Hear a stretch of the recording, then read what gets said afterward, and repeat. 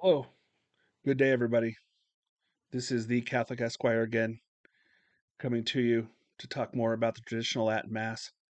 And in this episode, I wanted to talk a little bit more about the new Mass. In my last episode, my introductory episode, actually, I made some references to how the new Mass impacted my life, but quite frankly, almost destroyed my faith. And I had some feedback, and people wanted to hear a little bit more about that. So, the purpose of this episode today is to give you a little bit more about my history, my background, but really it's to show that to highlight many of the problems with the new Mass. Now, we need to always take care of this issue right up front. I'm not saying the new Mass is not valid. I'm just saying the new Mass is valid. It isn't great. And that's been my experience as a cradle Catholic. And it's been my experience up until about 4 years ago when I started becoming a regular traditional Latin Mass attendee. And I haven't looked back since.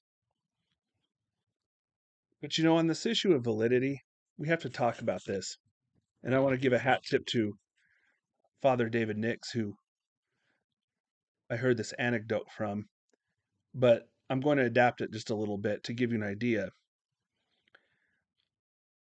of why when we talk about the new Mass being valid, it just really isn't good enough. Just think about this. Think about a newlywed couple just coming back from their honeymoon. You go up to them, you say, "Oh, how is it being married now? You're a newly married couple. This is so wonderful. This must be so joyful for you. Um, what's married life like for you?" And the couple responds back, "Well, our marriage is valid." How would you respond to that? Well, however you respond to that is pretty much how people are responding to you if you say, "Well, the new Mass is valid." Oh, great. That's fantastic. But is it satisfying our spiritual needs? Is it giving us the graces we need to persevere in our lives? Well, that's something we really need to talk about. So, for me, as I said, as a cradle Catholic born into an Italian Catholic family, I did grow up in the new Mass. I received my baptism in the new rite. I received my first communion from a new Mass priest at a large suburban parish. It had all the amenities. It had restaurants, it had tennis courts, it had big ballrooms, it had really fancy offices, it had all of that stuff. But it never really hooked me as a young man in the same way that going to those old churches that I talked about in the last episode with my grandfather did. No, it didn't do that at all. As a matter of fact, I never got my confirmation, at least as a teenager. I never saw a need for it. No one ever encouraged me to do it, and certainly no one in the schools did. I went to Catholic school at a Jesuit high school, so you can imagine I came out of there with virtually no faith. As a matter of fact, by the time I got to college, I was pretty much an agnostic. If you would have asked me if God exists, I probably would have told you, probably not. I mean, that's how bad it got. Okay. And it was only through the intervention of the Blessed Virgin Mary, story it's going to have to wait for another day, that I really came to realize I need to get back into the church and I need to get back into faith. And so my first foray back to the church after about 10 years of pretty much being absent was at a extremely liberal, hippie Novus Ordo parish. It was a pretty new parish, so it was very nice. It had all the amenities. But what was odd about it, and this is where things start getting weird, it was circular. The building itself was circular. I mean, you can't even talk about, oh, did was the priest facing the people or was the priest facing the tabernacle? You can't even talk about it because it was circular. The people were all around the priest. It was a big show with inclined pews. It was an entertainment show. It was like a lot like a Protestant megachurch, except it wasn't that big. Speaking of the tabernacle, there was initially when we started going there was no tabernacle in there. It was in a different room of the church campus. And by the time we left there, someone, I think the bishop, told him you need to put the tabernacle back in to the sanctuary area. I mean, the whole thing is a sanctuary, really, because it's a circle. But they did put it back. We were not. We were told not to kneel during the times that we normally should be kneeling during the new mass. We did not have access to missals there with the readings. They said, "Oh, you don't need to read the missals. You should just listen to it. Listen to the readings." The readings done by lay people, of course. And not only did they have altar girls, they had like grown women serving as acolytes for the priest during the mass. It was extremely hippie. But I really didn't know. I said, "Well, I've been out for 10 years. Maybe this is the what we're supposed to do as Catholics now. This is it."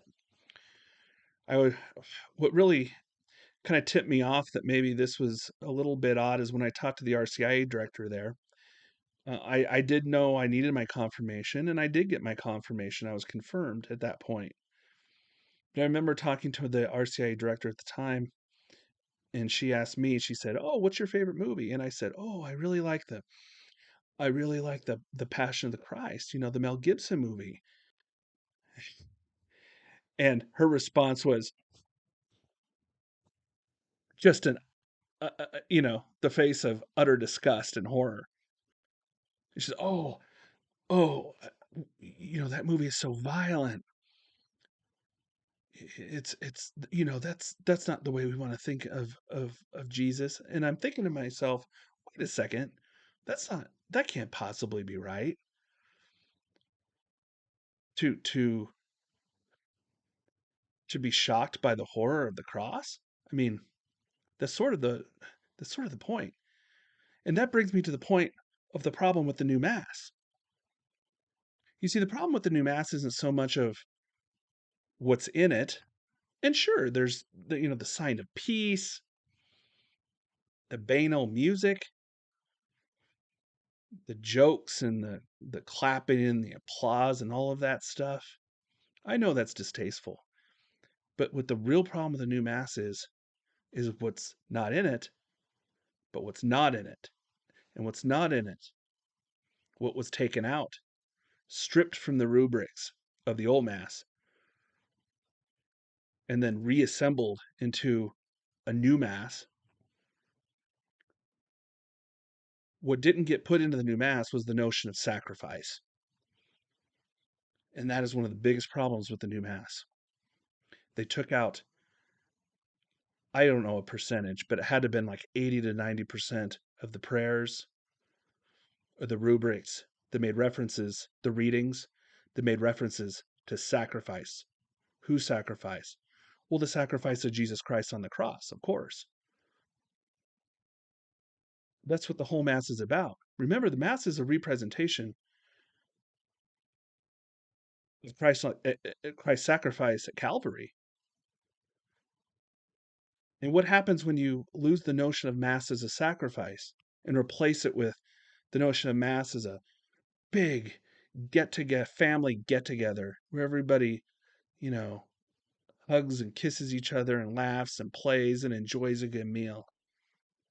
Well, what's the difference? The difference is you lose the notion of what Christ was really doing at Calvary. Calvary. He was redeeming us from our sin. Yes, our sin. And what happens when you lose the notion of sin? You lose the idea that you forget that what we're talking about here is eternal salvation. Because remember, sin separates us from God. And when we die separated from God, we don't get to be with God for eternity. And that's what the new Mass teaches. The Mass is teaching things. The traditional Latin Mass teaches something, and the new Mass teaches something, and they teach something totally different. And from what I can see, the biggest issue, the biggest problem, the biggest difference comes down to this notion of sacrifice, which was taken out of the new Mass. And that's why my RCI teacher at this parish recoiled in horror when I said that my favorite movie was The Passion of Christ, because that's what that movie was about, Christ's passion. Now, I moved on from that parish. I went on to several other Novus Ordo parishes. They were more conservative. And when I say conservative, I mean we got to kneel at the appropriate times during the Mass. But the rubrics were still the same. The notion of sacrifice was still removed from the new Mass. May have been more reverent. We may have had more crucifixes. The sanctuary, the tabernacle was in the sanctuary. There were some crucifixes and some nicer statues. But the core of the Mass was still the same. It doesn't matter how well you dress up a new Mass. I hear people talk all the time. They say, oh, well, I go to a reverent Novus Ordo. Okay, you're missing the point. You're missing the point. This is not about aesthetics. This is not about aesthetics. This is about substance. I understand you can go, and I've been to them. You can go to new masses with reverent priests, very holy priests. I've been to new masses where they actually use Latin in for some portions of the mass. I've been to them, and that's great.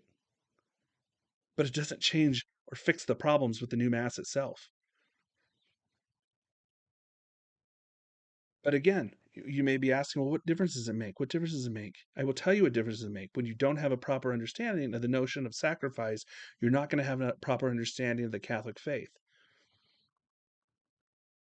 And it's going to affect how you live your life as well.